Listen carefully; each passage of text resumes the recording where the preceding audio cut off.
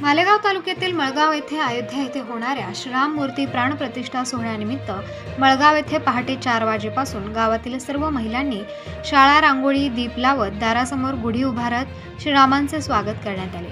पहाटे 7 वाजता श्री विठ्ठल रुक्मिणी मंदिर येथून हरिभक्त परायण शंकर नाना महाराज भजनी मंडळाने गावात पालखी मिरवणूक काढण्यात आली। या मिरवणुकीमध्ये महिलांसह पुरुष लहान बालगोपाळ उत्साहाने सामील झाले। जय श्रीरामाचा नारा देत पालखी मिरवणूक संपन्न झाली। प्रत्येक घरावर भगवा झेंडा लावल्याने संपूर्ण गाव भगवामय झाले होते। तसेच इच्छापूर्ती गणपती मंदिर येथे 10 वाजेपासून 12 वाजेपर्यंत हरिभक्तपरायण योगेशगिरी महाराज रामायणाचार्य वाघाडीकर यांचे जाहीर कीर्तन झाले। मळगावसह चंदनपुरी, येसगाव, मथुरपाडे, खायदे, गिलाणे, साकोरी, निमगुले, पाथर्डी आदी गावात अयोध्या येथे होणाऱ्या श्रीराम मूर्ती प्राणप्रतिष्ठा निमित्ताने उत्सव साजरा करण्यात आला।